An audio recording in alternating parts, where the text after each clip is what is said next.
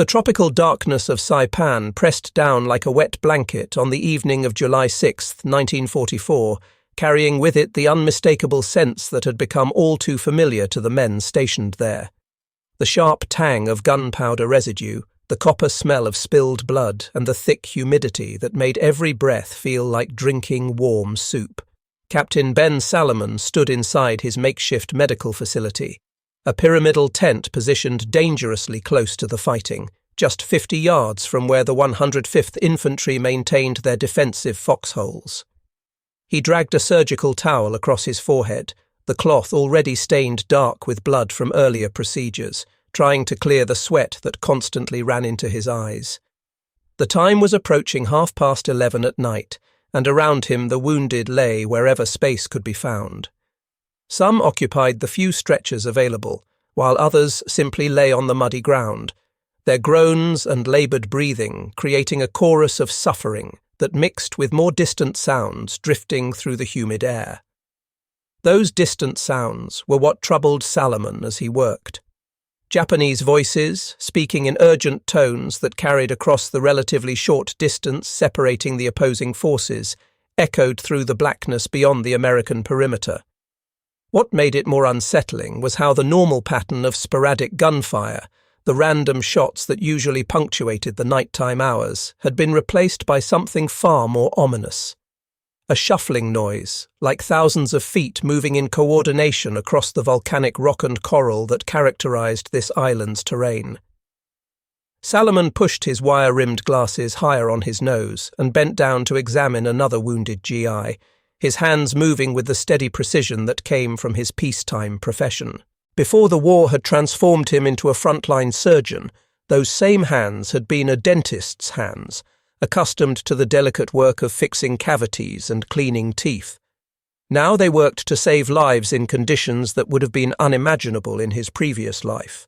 But something about this particular night felt different from all the others he'd experienced since arriving on this miserable island. The Japanese voices carried a quality of urgency he hadn't noticed before, and that shuffling sound of boots against stone continued to grow, suggesting movement on a massive scale. One of the wounded soldiers from the 27th Infantry Division, his accent marking him as a New York native, whispered from his position on the ground. His voice cut through the thick air with a question that captured what they were all thinking. Did Salomon hear that sound? It sounded like the entire Japanese army was gathering somewhere beyond their field of vision, preparing for something. Salomon paused in his work, his hands stilling over the bandage he'd been applying, and listened more carefully. Beyond the ridge that separated their position from the Japanese-held territory, other sounds became audible now that he was paying attention. Sake bottles clinked together with an almost musical quality, like improvised wind chimes, as Japanese officers moved among their men distributing final rations of rice wine. The liquor served a purpose beyond simple refreshment. It was liquid courage, meant to steel nerves for what was coming. Adding to this strange symphony was the metallic whisper of swords being drawn from their sheaths, dozens or perhaps hundreds of blades sliding free, creating a rhythm in the pre-dawn darkness that was almost hypnotic. What the Americans positioned in their defensive positions didn't yet understand, couldn't yet comprehend, was the scale of what was being prepared in those moments. 4,000 Japanese soldiers, every man who could still walk or crawl, were gathering in the darkness for what they called Gyokusai, which translated roughly as the honorable destruction. It was a concept deeply embedded in Japanese military culture. The idea that death in battle, particularly death while charging the enemy, was infinitely preferable to surrender or defeat. Rather than accept the inevitable outcome of this campaign, they would embrace destruction on their own terms. Lieutenant Colonel William O'Brien, commanding the 1st Battalion of the 105th Infantry, paced nervously in his command post, fully aware that his defensive line had a critical weakness. 100-yard gap existed between his positions and those of Major Edward McCarthy's 2nd Battalion, an opening in their defences that they simply lacked the manpower to properly cover. In desperation, O'Brien had positioned what anti-tank weapons he could spare to cover this vulnerable sector, but the instinct born of years of military experience told him it wouldn't be sufficient. The feeling in his gut, that intangible sense that combat veterans develop, warned him that something bad was approaching. His radio operator crouched nearby, whispering that the artillery units were requesting final coordinates for their fire missions. 3 miles offshore, aboard the USS Birmingham, radio operators were processing the complex calculations required for what American forces called time on target, a revolutionary artillery coordination technique that represented a fundamental evolution in how firepower could be employed. The concept was elegantly simple but devastatingly effective.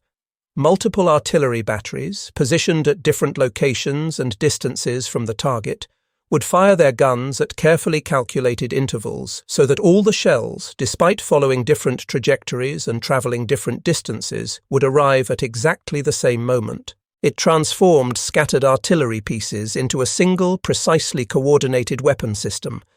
It was warfare reduced to mathematics, chaos transformed into lethal precision.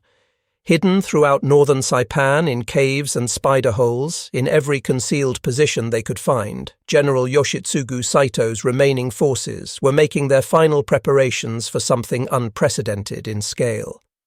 This would be the largest banzai charge in the entire Pacific War, an all-or-nothing assault that would commit every available man to a single desperate attack.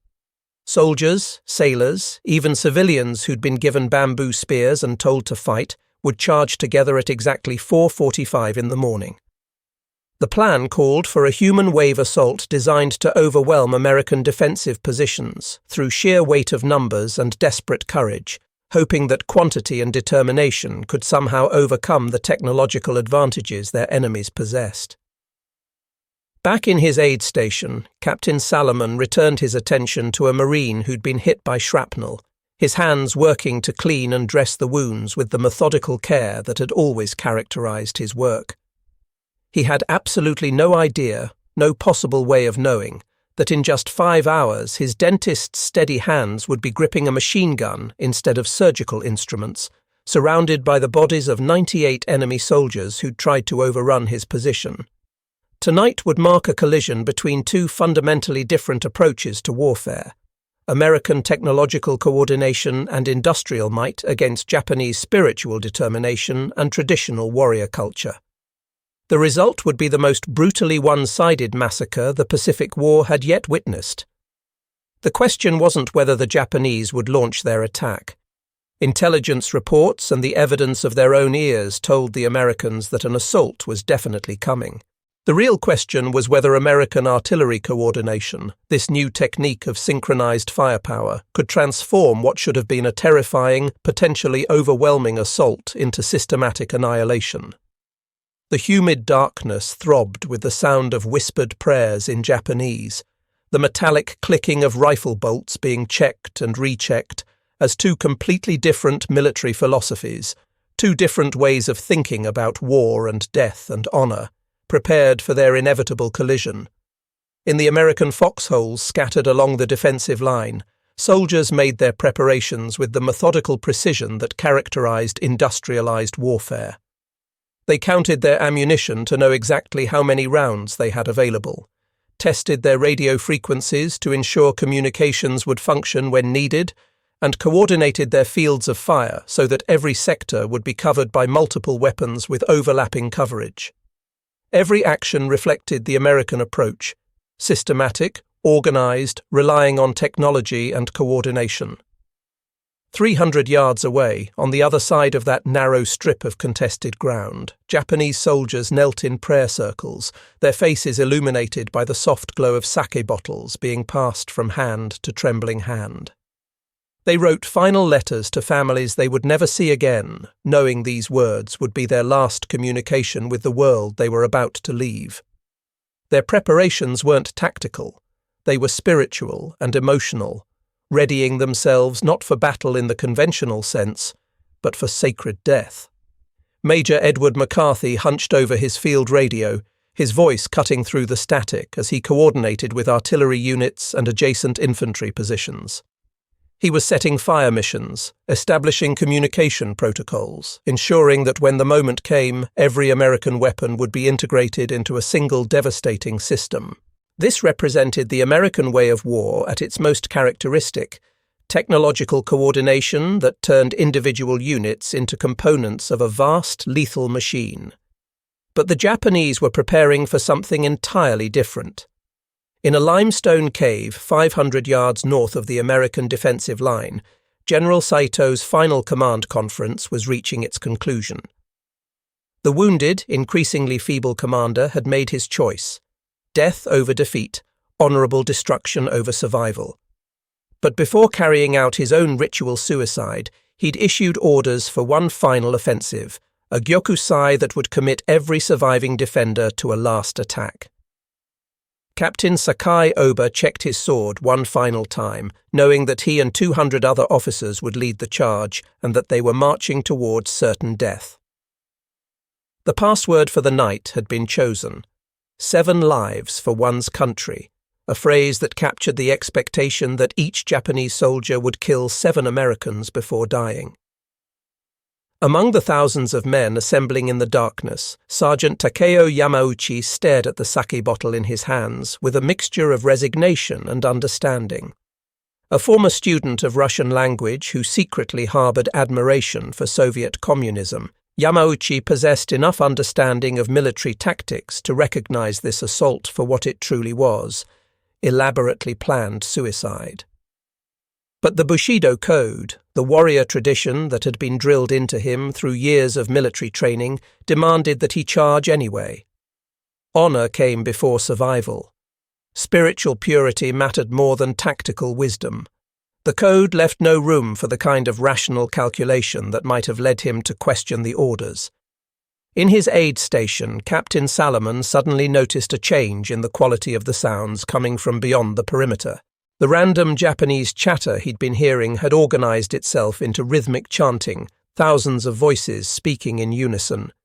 Tenno Heika Banzai, Tenno Heika Banzai, long live the Emperor. The voices were getting closer with each repetition, and there were thousands of them, far more than he'd ever heard concentrated in one place. His combat instincts, developed through months of working in frontline medical facilities, immediately recognized the danger. He called to his medics, telling them to prepare the wounded for movement, to get ready to evacuate on short notice. 3 miles behind the front lines, American artillery crews were performing the kind of calculations that would eventually revolutionize how wars were fought. Battery commanders studied their firing tables with intense concentration, calculating the precise flight times for shells fired from different distances and different angles. When the order came to fire, every artillery piece under American control, from small 75mm pack howitzers that could be broken down and carried by soldiers, to massive 155mm guns that could hurl shells for miles, would deliver their projectiles to arrive at exactly the same instant. This was the time-on-target technique, and it transformed scattered individual artillery pieces into a single, devastatingly coordinated weapon. Captain Louis Ackerman crouched in a forward observation post, a field telephone pressed against his ear, speaking with Captain Bernard Toth, who was coordinating the artillery fire. Ackerman asked if Toth was receiving the coordinates correctly, because when this attack finally kicked off, when those thousands of Japanese soldiers came pouring out of the darkness, Ackerman was going to need artillery fire dropped right on top of the American positions. Toth's voice crackled through the static, asking just how close Ackerman wanted the shells landing. The answer came back immediately. Danger close, meaning 75 yards from friendly positions, close enough that American soldiers would feel the blast and have fragments raining down around their foxholes. The mathematics of death were being calculated in real time by men hunched over maps and firing tables. Shell trajectories were plotted, blast radii calculated, fragmentation patterns analyzed, all coordinated to create an invisible wall of steel and high explosives that would make the front lines of Saipan the most lethal 1,000 yards in the entire Pacific theater of operations. Meanwhile, the Japanese assembly continued with the fervor of religious ceremony. Walking wounded who could barely stand leaned on bamboo crutches, their bandages already soaked through with blood and sweat, determined to participate in the final charge. Civilians, including men, women, and even children, clutched sharpened bamboo sticks and broken bottles, their eyes wide with the terror that Japanese propaganda had deliberately cultivated. They'd been told that American soldiers would torture them to death if captured, that surrender meant rape and murder and unimaginable suffering. This propaganda made the suicidal charge seem like their only honorable option, the only way to avoid a fate supposedly worse than death. The contrast between American and Japanese preparations couldn't have been more stark, more fundamentally different. American preparation focused on coordination, communication, technological advantage. Radio operators synchronized their watches to ensure timing would be precise down to the second. Artillery crews adjusted gun elevations with mathematical precision. Infantry units coordinated their interlocking fields of fire so that every approach to their positions would be covered by multiple weapons. Every element of the American force worked together like components in a vast, highly efficient, utterly lethal machine. Japanese preparation was spiritual and emotional rather than technical. Officers burned their personal letters and family photographs, destroying these connections to their former lives. Soldiers distributed their few remaining possessions to comrades who might survive longer. Everyone participated in final prayers to their ancestors, seeking blessings for the journey ahead. They weren't preparing for battle in the sense Americans would understand it. They were preparing for sacred death, convinced that their sacrifice would somehow delay American victory and bring honor to their emperor and their families. At 3:30 in the morning, the Japanese began their final approach movement. Through his night binoculars, Lieutenant Colonel O'Brien watched thousands of shapes moving through the darkness like a human river flowing toward his dangerously thin defensive line. The sound was unlike anything he'd experienced in all his years of military service. The shuffle of thousands of feet moving across rough ground, the clink and rattle of equipment, and underneath it all, a low humming sound as thousands of men chanted prayers for honorable death, their voices blending into a sound that was almost inhuman in its intensity. O'Brien whispered to his radio operator, his voice tight with tension. There had to be 4,000 of them, maybe more. It was impossible to count individual figures in the darkness, but the sheer mass of movement made the scale obvious. His message went out immediately to every American position within radio range, triggering the most precise artillery coordination the Pacific War had yet witnessed. Battery commanders checked their watches one final time, made last-minute adjustments to their calculations, and waited for the signal that would turn mathematical theory into devastating, terrible reality. In his aid station, Captain Salomon heard the approaching chant growing steadily louder, the sound of thousands of voices getting closer with each passing moment. His hands remained steady as he loaded another wounded soldier onto a stretcher, his medical training keeping his movements calm and efficient, but his mind was racing through possibilities and preparations. The dentist who'd wanted to be an infantry officer, who'd requested combat assignment and been denied because his medical skills were too valuable, was about to get his wish in the most horrific way imaginable. The stage was set for collision. Japanese spiritual determination, centuries of warrior tradition, the willingness to die for emperor and honor was about to smash into American technological coordination, industrial firepower, mathematical precision. 4,000 desperate men were charging toward what could only be described as mathematical annihilation. At 4:44 in the morning, with dawn still just a hint on the eastern horizon, everything changed forever. The explosion of sound at 4:45 shattered the tropical night like the world itself was coming apart. Tenno Heika Banzai. Tenno Heika Banzai. 4,000 Japanese voices screamed in perfect unison as the largest banzai charge in Pacific War history erupted from the darkness where they'd been assembling. Officers waved their ancestral swords above their heads, the blades catching the first faint light of approaching dawn, their silhouettes visible as they led waves of desperate soldiers, walking wounded men on crutches, and terrified civilians clutching bamboo spears, all surging forward together in one massive human wave. Major Edward McCarthy, commanding the 2nd Battalion of the 105th Infantry, watched this human tsunami approaching his positions and immediately grabbed for his radio handset. His voice, shouting to be heard over the rising cacophony of battle, tried to describe what he was seeing. It looked like a cattle stampede from a Western movie, he yelled into the radio, except these Japanese soldiers just kept coming and coming in waves that seemed endless. The first wave hit the gap between O'Brien's and McCarthy's battalions exactly where the defensive line was weakest, like water pouring through a broken dam. Japanese soldiers flooded through that 100-yard opening, screaming at the top of their lungs, firing their rifles from the hip as they ran, their bayonets glinting in the growing light. Lieutenant Colonel O'Brien stood upright in his foxhole, a pistol gripped in each hand, shouting encouragement to his men as muzzle flashes from dozens of weapons lit up his face like some deadly strobe light effect. He yelled at his soldiers to hold their ground, not to give the enemy even an inch of territory. But this chaos, this apparent disorder, was actually American coordination beginning to function exactly as designed. Captain Bernard Toth's voice crackled through the artillery radio network that connected all the American gun positions. He called out a fire mission, identifying the target concentration as Charlie 7, ordering all batteries to stand by for time on target execution. Across 3 miles of Saipan's western coastline, 18 separate American artillery batteries received identical firing solutions that had been calculated in advance. Battery commanders throughout the network checked their synchronized watches, counting down the seconds.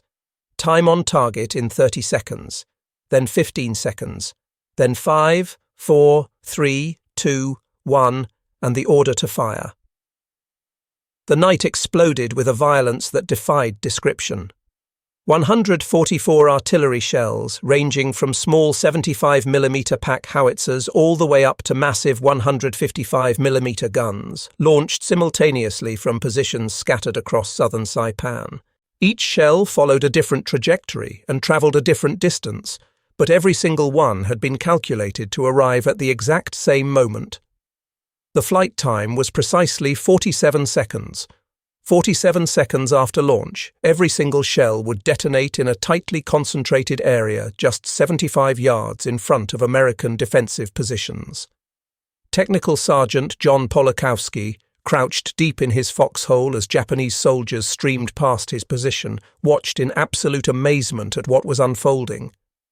He later described it as looking like a circus ground, or perhaps Yankee Stadium, with the crowd just milling out onto the field, pushing and shoving and yelling at each other. There were so many of them packed into such a small area that you could just shut your eyes, pull your trigger, and be bound to hit 3 or 4 men with a single shot. Then the American artillery arrived at its target, and the nature of the battle changed completely. The concentrated barrage didn't just kill the men it struck, it disintegrated them. High explosive shells detonated in absolutely perfect synchronization, creating an invisible wall constructed of steel fragments and concussive force that shredded everything within a 200-yard radius. Japanese soldiers who'd been charging forward at full speed simply vanished in the explosions, their bodies torn apart so completely that nothing recognizable remained. Others were hurled through the air like rag dolls, their screams lost in the deafening roar of coordinated destruction that exceeded anything the human ear was designed to process. But still the attack continued. Wounded Japanese soldiers who could no longer walk crawled forward on their bellies, dragging their rifles and grenades with them, determined to close with the enemy even if it meant dying in the attempt. A group of civilians, women and children who'd been forced into participating in the charge, stumbled through the smoke and carnage with eyes wide with terror and the propaganda-induced determination that had convinced them this was their only option. American Marines, trained extensively to show absolutely no mercy in combat, hesitated for precious seconds when they realized they were firing at families, at women and children, and that momentary hesitation cost some of them their lives. Captain Lewis Ackerman screamed into his radio, his voice desperate. "For God's sake, Bernie," he yelled at Captain Toth, "get that artillery closer to our positions." Toth responded that he was already placing shells within 150 yards of friendly forces, danger close by any normal standard. Ackerman demanded he make it 75 yards, to drop the shells right on top of the American positions, if that's what it took to stop this human wave. The second artillery barrage arrived with even deadlier precision than the first. Shells exploded so close to American foxholes that dirt and shrapnel rained down on the defenders, close enough that some American soldiers were wounded by their own artillery. But the mathematical perfection of the coordination created a meat grinder that transformed human courage, no matter how determined, into systematic slaughter. Behind the main Japanese assault, Captain Sakai Oba led 200 officers in a secondary charge, their swords raised high like medieval knights riding into battle. These men represented Japan's military elite, career soldiers with decades of training, many of them descendants of actual samurai families carrying blades that had been in their families for centuries.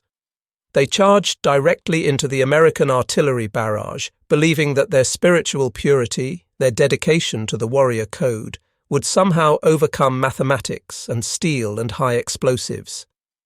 They were catastrophically wrong. Meanwhile, back at the 2nd Battalion aid station, Captain Ben Salomon heard screaming erupting from inside his medical tent. A Japanese soldier had managed to crawl along the ground undetected, had rolled under the canvas wall of the tent, and had bayoneted a wounded American who was lying helpless on a stretcher, unable to defend himself. Without any hesitation, the dentist grabbed a wounded soldier's M1 carbine and shot the intruder dead before he could kill anyone else. Immediately, 2 more Japanese soldiers charged through the tent entrance. Salomon, moving with reflexes that came from the infantry training he'd begged to receive, swung the rifle like a baseball bat, smashing the wooden stock against the first attacker's skull with enough force to break the rifle apart in his hands. He grabbed another weapon from a wounded soldier, shot the second attacker, then bayoneted a third enemy soldier who was crawling under the tent wall from a different direction. Salomon shouted orders to his medics. "Everybody out," he yelled. "Get the wounded men back to the regimental aid station further behind the lines." He would stay and hold off the attackers to buy them time to evacuate the patients. 4 more Japanese soldiers crawled under the tent flaps from multiple directions.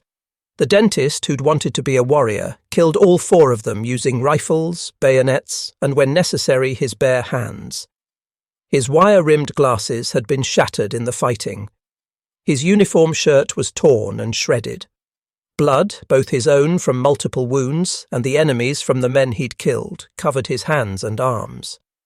Outside the tent, the Japanese charge had penetrated deeper into American positions than anyone had thought possible. Despite the absolutely devastating artillery fire that was cutting them down by the hundreds, sheer numbers and suicidal determination had carried hundreds of attackers past the front defensive lines. They were now assaulting the marine artillery batteries that had been positioned behind the infantry, forcing the gun crews to abandon their normal missions of firing at distant targets.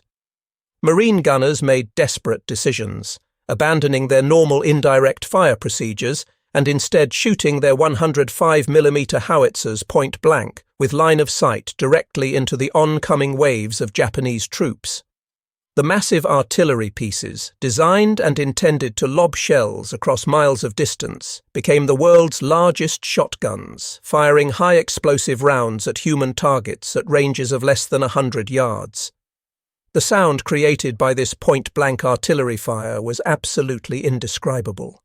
The sharp crack of rifle fire mixed with the enormous boom of artillery firing at targets they could see with their naked eyes, mixed with the screams of wounded and dying men shouting in 2 different languages, and underneath it all the continuous chanting of Tenoheika Banzai from Japanese soldiers who kept charging forward even as their comrades were blown apart all around them. Captain Salomon emerged from his aid station to discover Japanese soldiers overrunning the entire 2nd Battalion front. His medics had successfully evacuated the wounded patients as he'd ordered, but enemy soldiers were everywhere, flooding through the defensive positions in numbers that seemed impossible. Without any hesitation whatsoever, he ran to a .30 caliber water-cooled machine gun whose entire crew had been killed, positioned himself behind the weapon, and began firing steady, methodical bursts into the attacking Japanese forces. The dentist had transformed himself into a one-man fortress. For the next 6 hours, as dawn broke fully over Saipan and bathed the island in harsh tropical sunlight, as the American artillery continued its systematic destruction of the Japanese charge, Ben Salomon moved his machine gun 4 separate times to maintain the best possible fields of fire against the continuing attacks. Each time he repositioned the heavy weapon, he was wounded again. Bullet holes, bayonet cuts, shrapnel wounds from grenades and artillery. The injuries accumulated, but he kept firing, kept pulling the trigger until his ammunition finally ran out and Japanese soldiers were able to overwhelm his position through sheer numbers. By 10:30 in the morning, the largest Banzai charge in Pacific War history was over, finished, concluded with a finality that shocked even the Americans who'd inflicted the damage. The mathematical precision of American artillery coordination had turned Japanese spiritual determination and traditional warrior courage into the most brutally one-sided massacre the entire Pacific conflict had witnessed. The coastal plain north of the 105th Infantry's defensive positions was carpeted with Japanese bodies as far as the eye could see. Soldiers, sailors, civilians who'd believed that honor and spiritual purity were more important than surviving all lay dead in numbers that seemed impossible. The final count would reach 4,311 Japanese bodies. American coordination, American technology, American industrial firepower had defeated Japanese courage and determination so completely, so overwhelmingly, that Banzai charges would never again be employed as a primary tactical approach. The age of samurai warfare, centuries of tradition emphasizing spiritual strength and individual courage, died in an artillery barrage that had turned pure mathematics into mass destruction. When the smoke finally cleared and the counting parties began their grim work of tallying casualties, the numbers told a story written in blood and mathematics. 4,311 Japanese bodies scattered across the coral beaches and volcanic slopes of northern Saipan. The spiritual warriors of an ancient military culture had been systematically destroyed by American industrial warfare. The cost to the American defenders was 406 men killed and 512 wounded, devastating losses that nonetheless paled in comparison to the complete Japanese annihilation. Major General George Greiner Jr., commanding the 27th Infantry Division, personally led the counting parties across the battlefield in the days that followed. Near the 2nd Battalion Aid Station, they discovered a scene that would haunt American military history for generations to come. Captain Ben Salomon's body lay slumped over the barrel of his machine gun, his ammunition completely exhausted, surrounded by 98 Japanese corpses arranged in neat rows like some macabre testament to precision marksmanship maintained even under the most extreme combat conditions imaginable. Chief Warrant Officer Stephen Burns, who helped investigate the scene, later provided testimony describing what they found. The area directly in front of Salomon's weapon position was covered with enemy dead, in some instances 3 and 4 bodies stacked on top of each other. By following the trail of spent cartridge casings and studying the pattern of bodies, the investigators determined that Salomon had moved his machine gun 4 separate times during the 6-hour battle, continuously repositioning to maintain effective fields of fire, fighting through 76 separate bullet wounds, 24 of which had occurred before his actual death. The dentist who'd wanted to be an infantry officer had gotten his wish in the most horrific way imaginable. But Salomon's incredible heroism would reveal a bitter irony embedded in military bureaucracy. When combat historian Captain Edmund Love recommended Salomon for the Medal of Honor, the nation's highest decoration for valor in combat, General Greiner rejected the nomination outright. His reasoning was that Salomon had violated the Geneva Convention by wielding weapons as a medical officer, even though he'd done so only after his aid station had been overrun and his patients evacuated.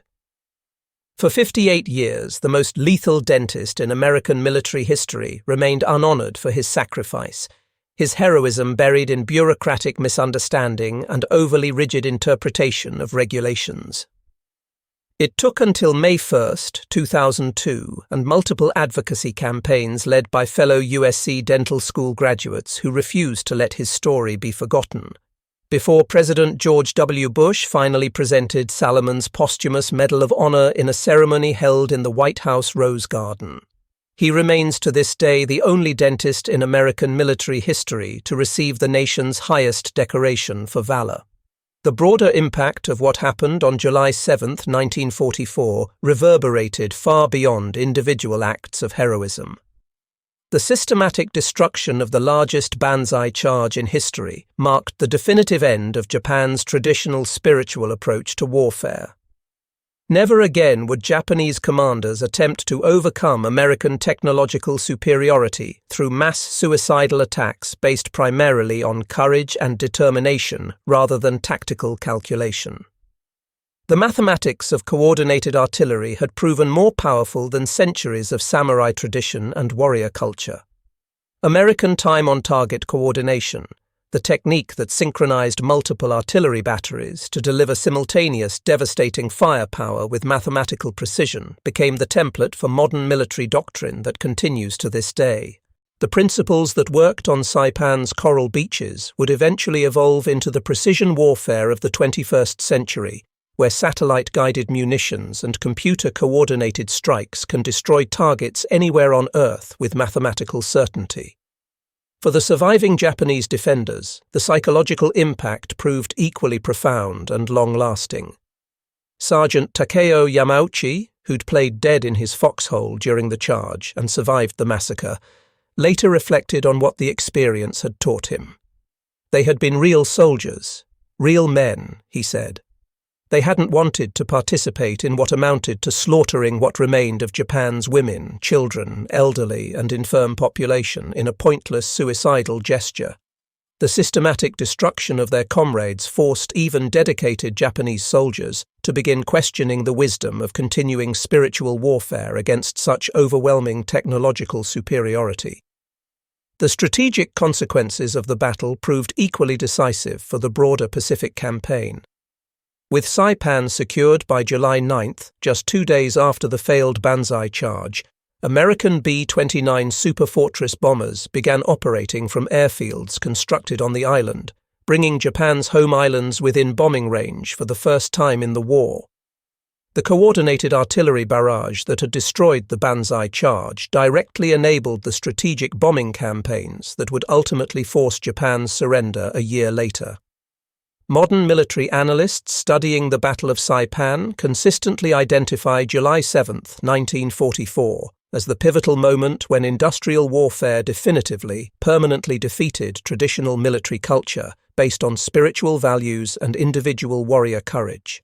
The same technological coordination principles demonstrated that night: synchronized timing, mathematical precision, overwhelming concentrated firepower delivered with industrial efficiency, now guide everything from GPS-guided artillery to autonomous drone swarm attacks.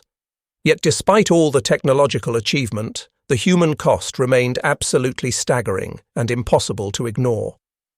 The Japanese civilians who'd been forced to participate in the Banzai charge, men, women, and children who'd been terrorized by their own government's propaganda into believing that American capture meant torture and death, represented warfare's ultimate tragedy. Their bodies, mixed indiscriminately among the soldiers on Saipan's beaches, serve as a permanent reminder that technological superiority doesn't eliminate war's fundamental horror and human cost. It only makes the killing more efficient, more systematic, more complete. Captain Ben Salomon's machine gun position, surrounded by those 98 enemy bodies carefully counted and documented, stands as an enduring testament to the fact that even in an age of technological coordination and industrial warfare, individual human courage and heroism still matter profoundly. His 58-year wait for proper recognition reminds us that bureaucracy often fails completely to understand the very heroism it's supposedly designed to honor and reward. The Banzai charge as a military tactic died permanently on Saipan's coral beaches, killed by American mathematics and industrial coordination. But the human stories embedded in that night, stories of courage and sacrifice and the terrible cost that war extracts from everyone it touches, continue to resonate 80 years later, reminding us that behind every military technological advancement, behind every improvement in killing efficiency, lie individual human beings who paid the ultimate price for victory, and countless others who paid prices almost as high.